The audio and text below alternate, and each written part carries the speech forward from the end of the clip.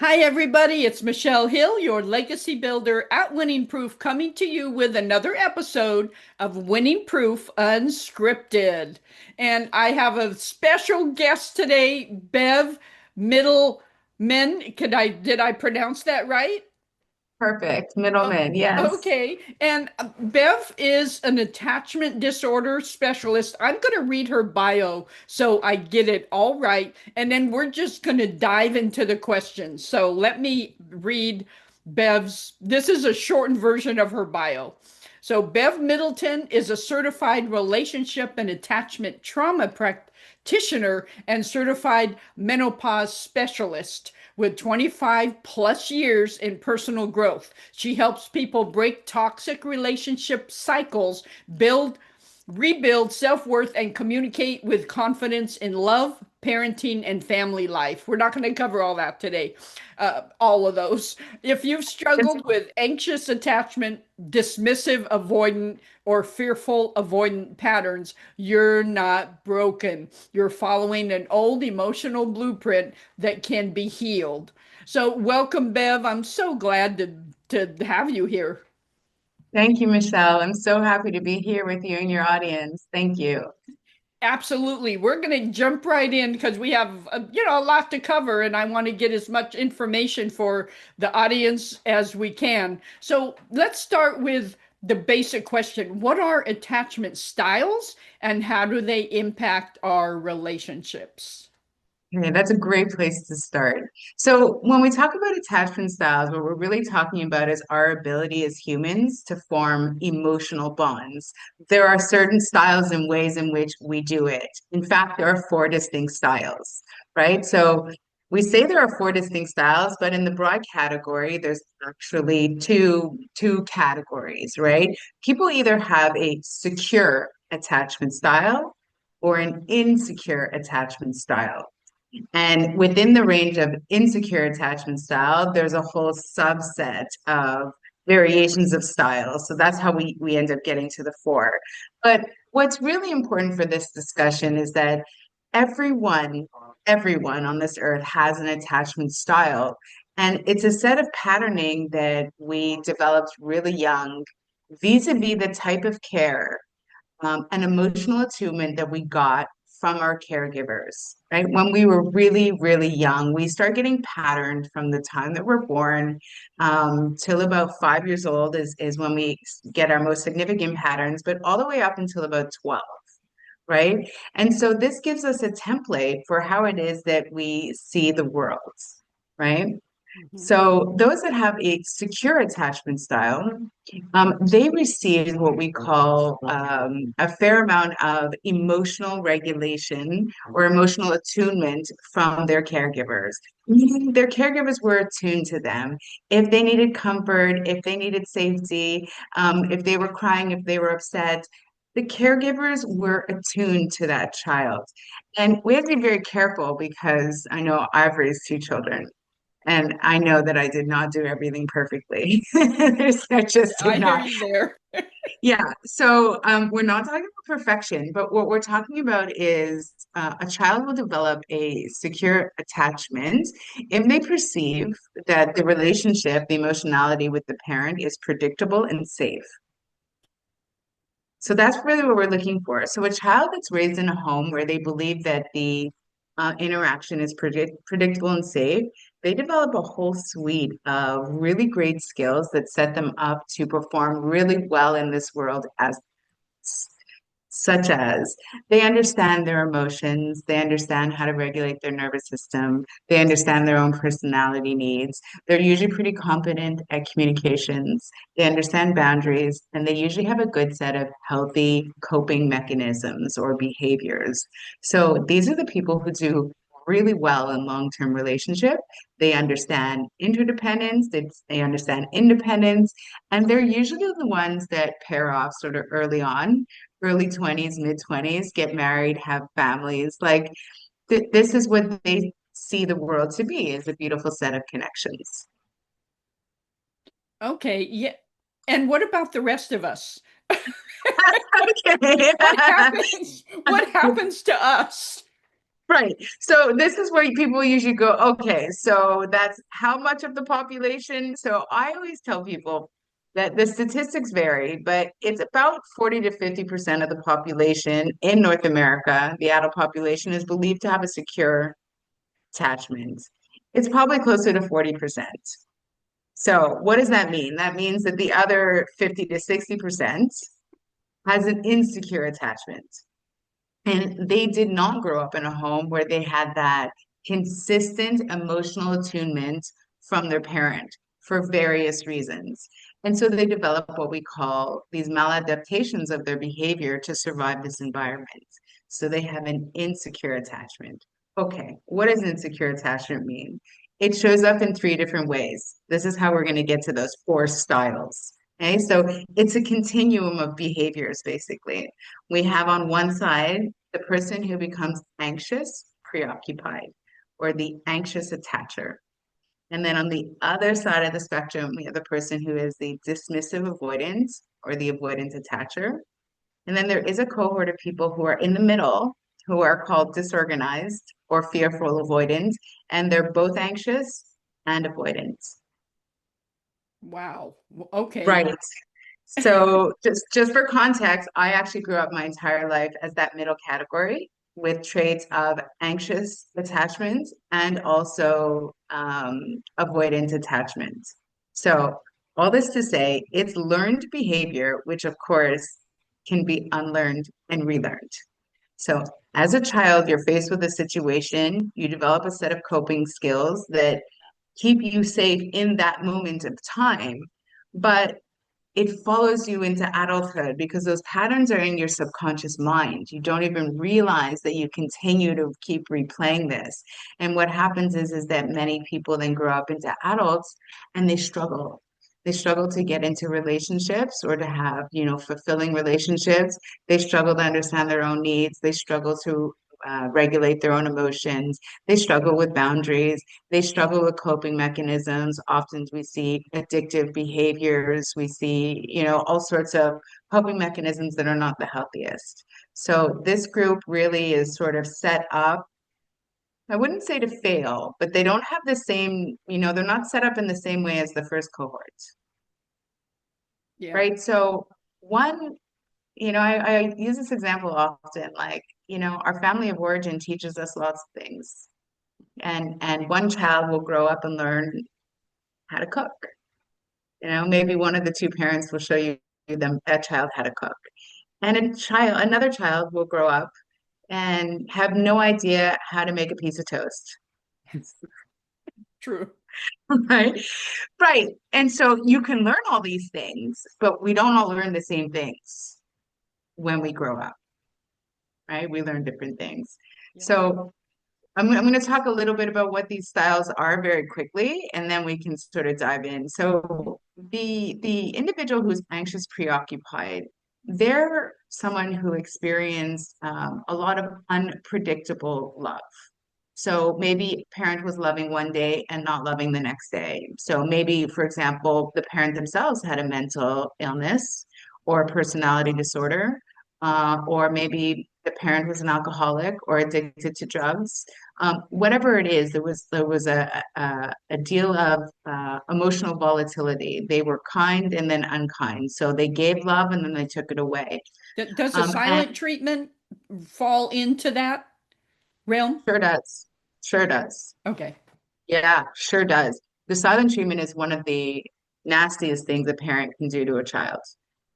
What you're doing is you're telling them you don't exist. Yes, I was raised with that. Yes.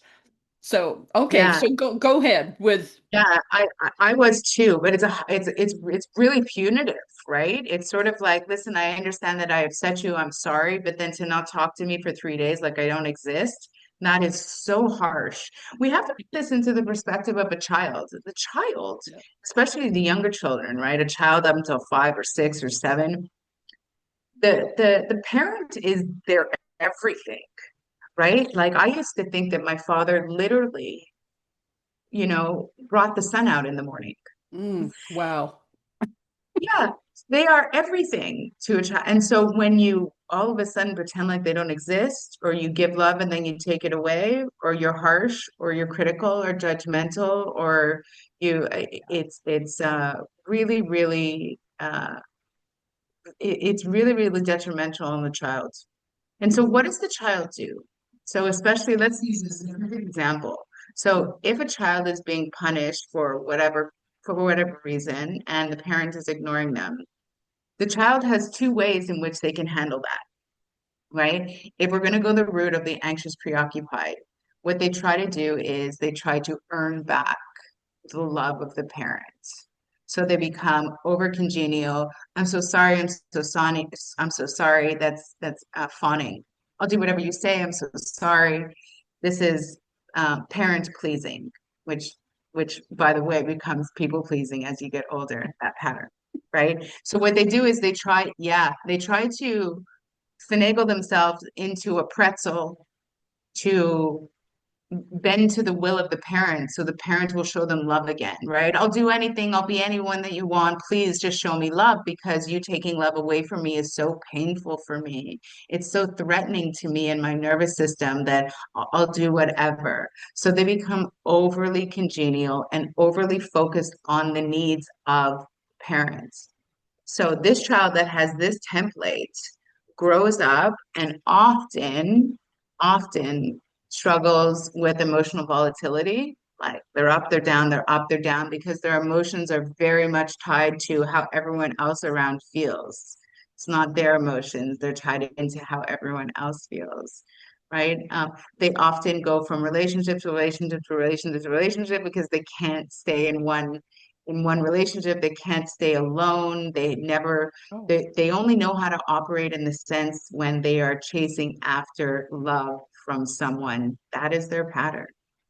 okay. What's the other part? What's the flip side of that? I don't see myself in any of that, but I retreated personally to my room, and that ultimately fueled my reading and my love for reading and writing. Is because Yeah. I just withdrew, and when the 3 weeks was up, it was just like this sense of relief, I guess. But what's the flip side of that?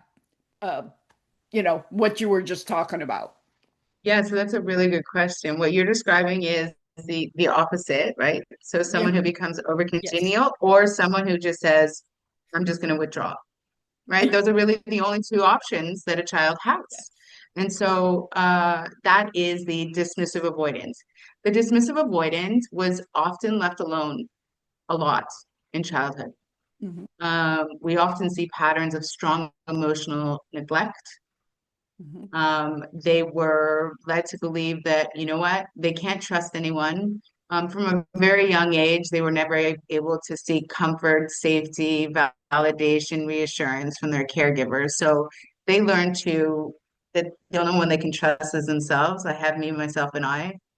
And so it's very hard for them to trust other people. Granted, they couldn't trust their caregivers, right, to care for them in the moments that they needed it. So Wow. it's very hard for them to romantically allow people into their life because they don't have modeling for what for what interdependence might look like. Hmm.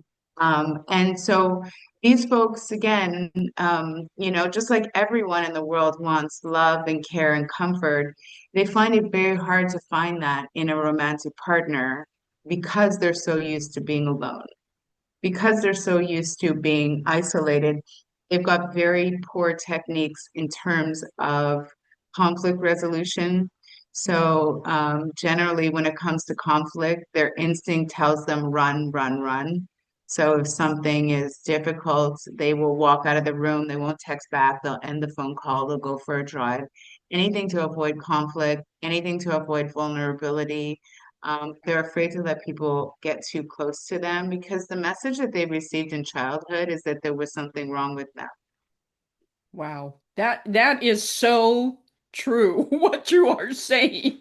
I can really relate to that. So let's tie that in. I want you to talk for a moment about RAD, reactive attachment disorder, and how it affects familial relationships. don't often talk about this because this is really a disorder that's actually diagnosed in childhood.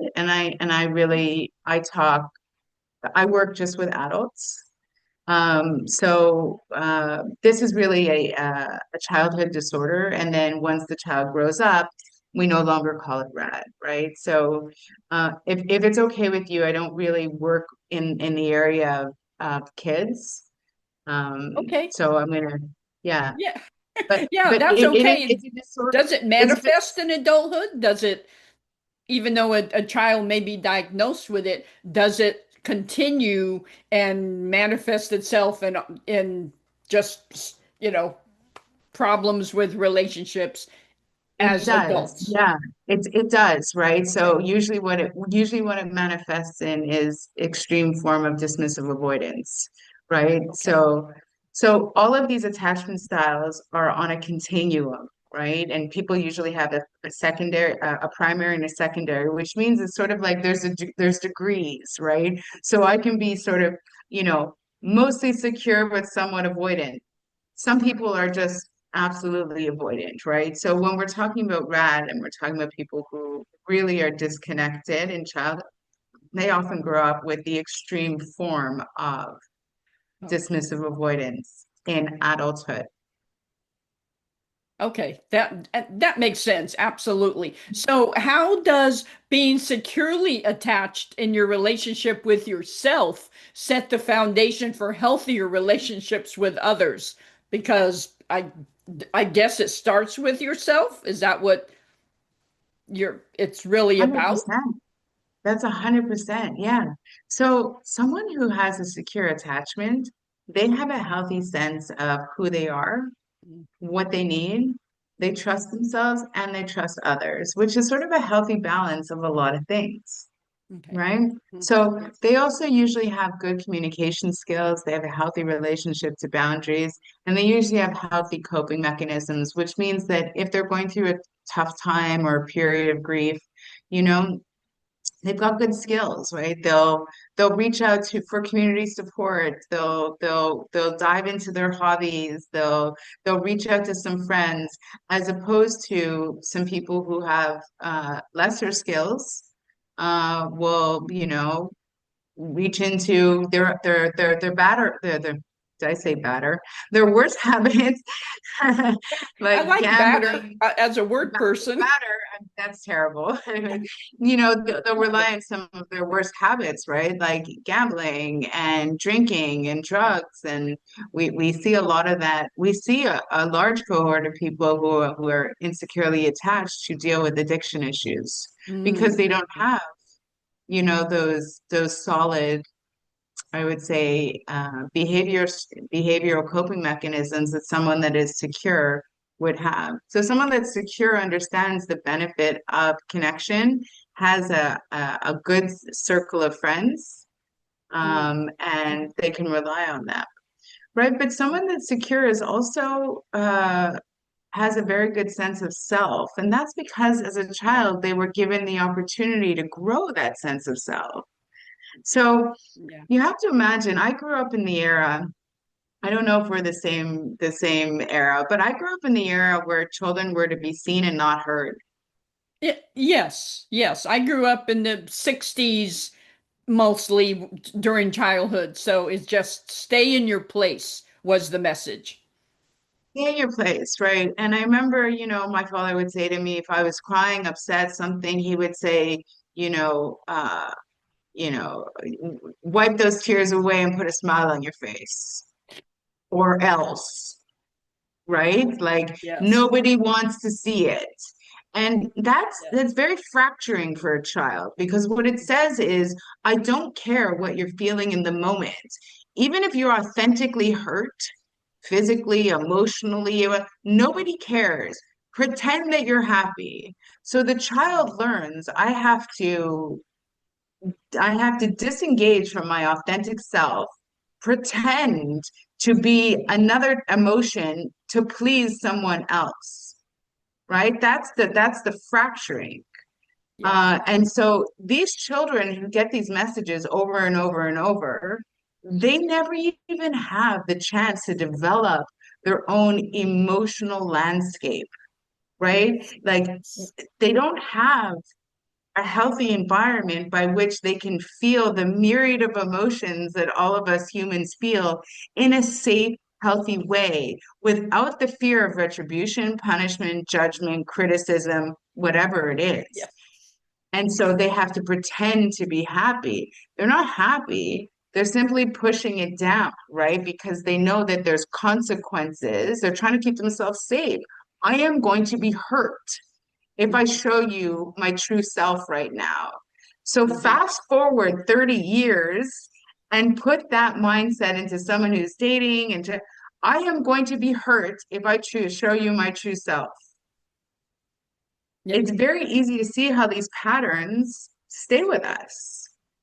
Oh man, that yes, absolutely. And that kind of leads me what you said about that not being able to be ourselves. Some people develop, and I know this isn't your area of expertise, so we're just going to touch down on it and then move on from there. But there's a term called toxic positivity, and it kind of can function as a form, I think, of insecure attachment, and it's kind of like a dismissive avoidant as far as what I've read. So, can you speak to toxic positivity? Like everything is fine. Put that smile on your face. It's all going to turn out, but it's dismissive of what that person is going through. It's like, oh, I look at the positive on everything. Well, you know what? Sometimes you need somebody to sit in the mud with you and breathe in the mud. And so speak to that just for a second or two. Yeah, so I would say that uh, toxic positivity is not genuine. So it's disingenuous. It's not authentic. So someone who operates from a secure attachment operates from, a genuine place. When when someone is over enthusiastic about staying positive just for the sake of staying positive, and this is really rooted in our culture and I think enhanced by social media. Everything's Yes. perfect, everything's fine, it's a beautiful day. Yeah, I mean, so it's not real. That's the first thing. It's very dismissive to the actual range of emotions that we feel as humans in any given day, right?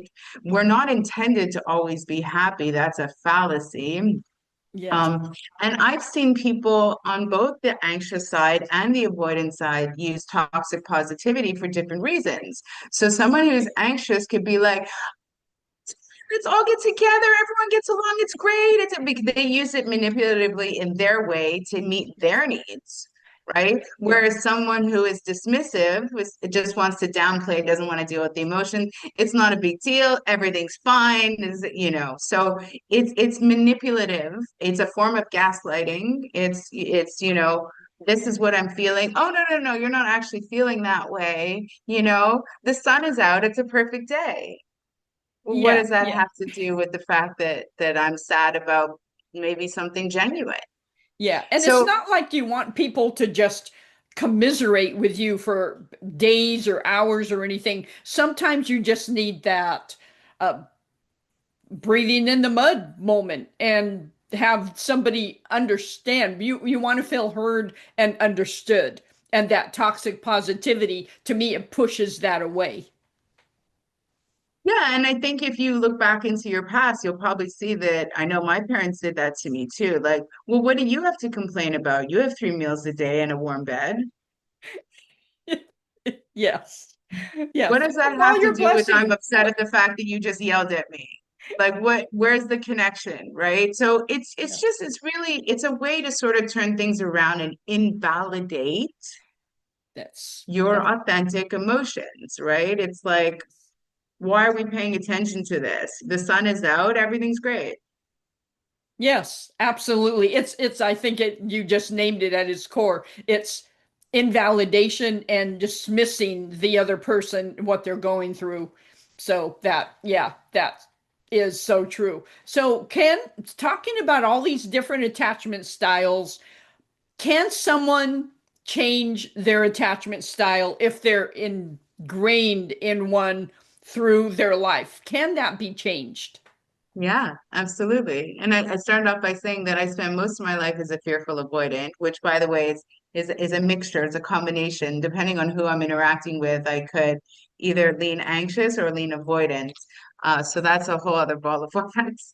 But just like everything in the body, the mind is very malleable. And this is one of the most, Yes. incredible things about our human body is, we are predisposed to certain things, right? Mhm. Or we have certain experiences. Genetically, for example, I'll share my own story. Genetically, I'm predispositioned to be quite overweight. And I have to go to the gym. I have to watch what I eat. I have to be careful about this. And I have to do it strategically. I have to do it in a committed way, and I have to do it every day, right? So it's not ad hoc. So we're all dealt a hand of cards, and then we have to do the best with it. And the same with our mind, right? So many of us didn't grow up in a loving, secure home. Does that mean that it's a life sentence that we are forever, going to be struggling in relationships? No. As we go through life, there are absolutely therapeutic things that we can do. This is the work I do. I work with clients to help them rewire and reshape their thinking and their emotions and ultimately the core wounds that they're carrying around. Yeah. We can do that work, but just like going to the gym and getting fit, if that's an objective of yours, Hmm. you have to do it strategically with intent, with commitment. So it's not like you do one therapy session and then, you're done. It's like it's a Exactly. continual journey. Right. But the body and the mind is so incredibly adaptive. And so, I want to be clear for your audience that when we're talking about attachment styles, we are not talking about mental illness. We are not talking about personality disorders.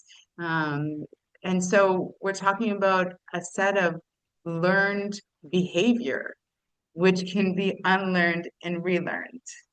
So, That gives the rest of us hope because, yeah, like you said, sometimes it feels like a life sentence. Oh, I'm just like that. And I think that can be used as an excuse to act whatever way you want to act because this is just was my circumstance. So that's good to know that people can unlearn and relearn positive attachment styles. So this is a question out of nowhere, but I know you're a menopause expert. So does attachment style go wacky during menopause? What happens? yeah, menopause is a constellation of some really interesting things that happen, to women. So I went through it myself. I just turned 50 last week. Oh, So I'm you're sort a of youngster. I'm 69. So I good for you.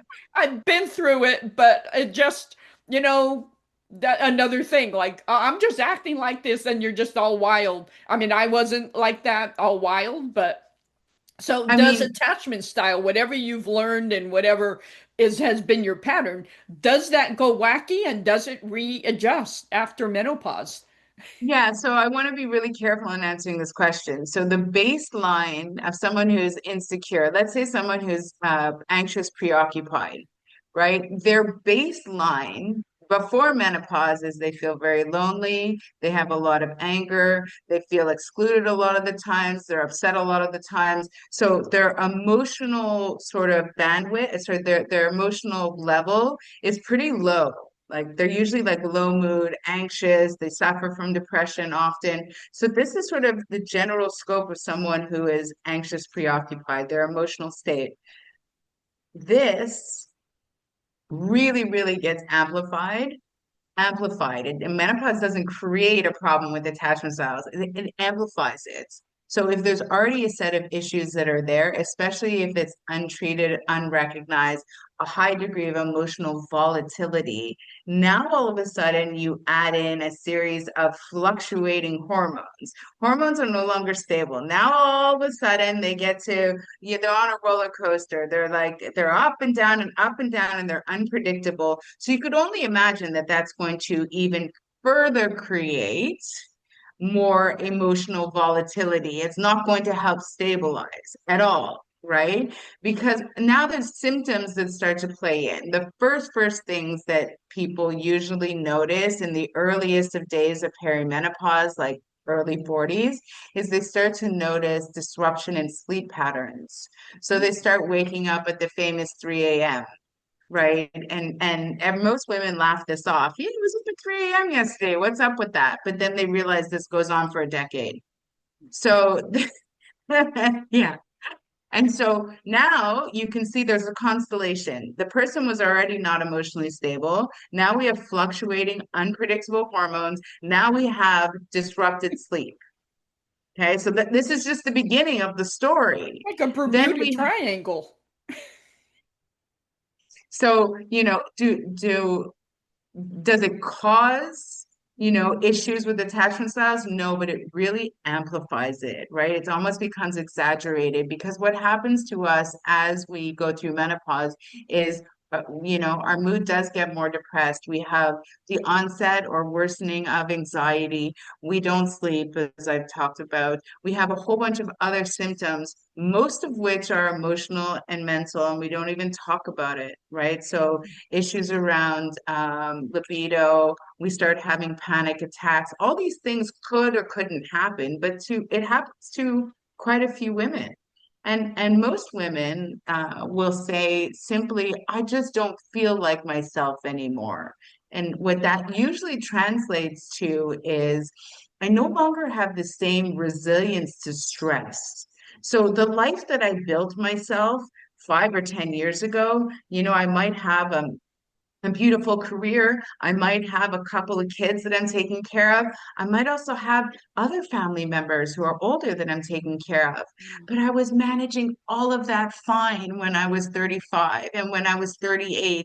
And all of a sudden I was 42 and it's just too much for me. I can't do it anymore. And these women get to these point where they're just like, I don't have the same resilience to stress. And this is all common and normal. And that's because you're just on this roller coaster ride, right? As your body's trying to adjust to the new hormones. So what happens is that we normally see in midlife, usually around 45 is that sort of age that where we see it most commonly. Women are just really in a difficult spot. They feel completely burnt out. They are overwhelmed, they feel extremely emotional, very volatile. Their romantic relationships are usually under a lot of duress at that time, if not actively falling apart. There's a large decrease in libido, partly because of the hormones, but partly just because they're exhausted because they're not sleeping. They've got increasing pressure. It's usually the peak difficult time in a woman's life. And I hate to say this, but when we look at rates of suicide, it's in that age range from 45 to 50 is when it's highest for women. Wow. And so we are at a point in our society where we have to stop talking about perimenopause and menopause as a couple of hot flashes and then you're done, because that's ridiculous. That is not what this is at all. And so in my work and in speaking with so many different women who often came to me in their 40s and 50s, I could see that collision of unhealed wounds and trauma from their childhood being amplified with everything that's going on now Wow. as their body was transitioning through to menopause. So it's a point at which everything collides, and I think it becomes a strong point of clarity for women, meaning what I used to be able to tolerate and what I used to be able to swallow and it was okay, I can no longer tolerate it. Yeah, I have And found that. Yeah, the tolerance level, and I think the tolerance level for just, you know, foolishness just yeah, drops to zero. Like I'm yeah, not going to deal. I don't have to, but I don't want to deal yeah, with foolishness and toxic relationships, and a lot of that changes during those years as well. Your relationships change, even the yeah. long-term ones. They kind of shift focus, I think. So you can imagine also a relationship where the wife was, she's anxious, preoccupied, let's say, and she's always put her focus on the husband and she's never said no to a thing because she doesn't even know what she needs. Her focus is always on meeting his needs because that's how she was brought up, culturally and also her attachment style. And then she comes into her own in her 40s and she starts doing a little bit of research and self-reflection and starts realizing, you know what?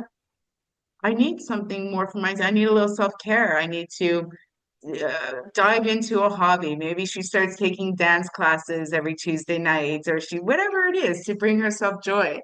And she starts saying to her husband, no, I'm no longer going to do everything on my own.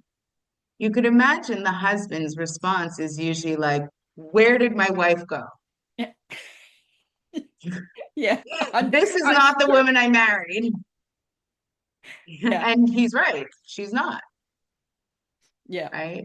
So yeah. this is what we usually see. Now, what I tell people again is that menopause, half the symptoms we talk about are emotional and half of them are physical or physiological. And so we have to understand that there's a great amount of emotional change that's happening. Many, many, many women will talk about or report, the onset or worsening of depression and anxiety and panic. Hmm. And so this is extremely disruptive, coupled with the no sleep, coupled with the hot flashes, and it coupled with so many different things. It's a really, really difficult time. And if you're already feeling worn down and you're already feeling like you have these wounds that you're still carrying around from childhood, many women will decide at this time, you know what, it's time to heal. It's time to heal. I'm going to move into this new phase of life and I'm going to drop the chains from those childhood wounds. I'm going to liberate myself from that. Yes. And if you move through that successfully, you become the best version of yourself on the other side of that. That becomes, oh my gosh, I feel like life just started. Yeah, it really is the best time period, actually. I know, like, even Oprah did an episode a couple weeks ago on what she calls gray divorce. So, divorce after the age of 50 and how the rates have tripled since 1990. But if you look at what's actually going on in between 45 and 50, perimenopause is right in there, right? So, Mhm. there's just been, and we see this in movies all the time where the woman just gives, gives, gives, gives, gives, and then gets to a point and says, I'm not doing it anymore, and just gets up and Yeah. leaves. And it's funny because it is accurate to some degree, right? And the man is dumbfounded, like, Yeah. what happened? Like, well, everything was fine, but it hasn't been fine, right? And so Yes. at some point in midlife, women, if they haven't already, they find their voice, they figure out what they need. We do see, and I don't advocate for divorce. Like this is not my point in saying this, Sure. but a lot of women who do end up recoupling in their later years, they have a much stronger sense of the type of partner that they want and what brings them joy. Yeah, absolutely. Yes, yes. So thank you. I mean, what rich material, what rich content. And I think this is going to help a lot of women and maybe men, husbands, to understand their wives and what is going on. So I really appreciate that. So my last question before asking you how people can connect with you is what upcoming plans do you have that have you excited about life? My gosh. Well, I'm right now at this beautiful place. I think I mentioned that I turned 50 last week. So You that look that's like, yeah, fabulous. thank Fabulous. you. Thanks. It's like it's a beautiful time period. I think on a personal side, I had my kids very young and Yeah. they're both I'm very blessed. I have two sons. They're both away at university. Okay. And so my partner and I are we're sort of visiting different locations to see where we would think about spending our retirement years. Wow. So I mean I couldn't feel more blessed. If Yeah. if you want to know honestly, I'm like I'm Yes. I'm really gearing up for grandchildren. Like I could Oh, not be more excited and I don't want to put pressure on anyone, Yeah, because my kids exactly. are still young for that. But Okay. I see the next 10 years as sort of like just, freedom and enjoyment, and then, Yes. we'll see. Yes, yes. The grandkids are way better than raising kids because you can love them and leave them. You can, none of mine are close. So I'm just saying, in a perfect world, you can just shower all of that, spoiling on them and let the parents kind of deal with the fallout of that. And it's okay because that's your Sounds role. perfect. I mean, that sounds pretty perfect, doesn't It it? does. Absolutely does. So, Yeah. how can people connect with you? Maybe somebody has watched this and said, you know what? I could use Bev's help. I could really use some guidance, some counseling, during this time. How can people connect with you? Thank you. So I do offer one-on-one counseling and couples counseling. My website is securelyloved.com. I'm also right now working on growing my YouTube channel. I have, I think 150, 160 videos there. The idea is to get this information out so Yeah. people understand how this impacts them and they can understand attachment styles. So you can visit me on YouTube at Securely Loved. And I'm also on Instagram at securely_loved. Ooh, wonderful. And I will include all of that in the show notes so people can click on all those links, schedule their time with you, look at your YouTube and look at your Instagram reels and just get as much information from you as possible. And Bev, thank you. I just want to thank you for being here today. Thank you for taking your time. I know you are really busy with interviews and activities and things like that. So I appreciate your time today. Thank you. It was a pleasure. It was so nice meeting you. You too. And until next time, thank you for watching another episode of Winning Proof Unscripted.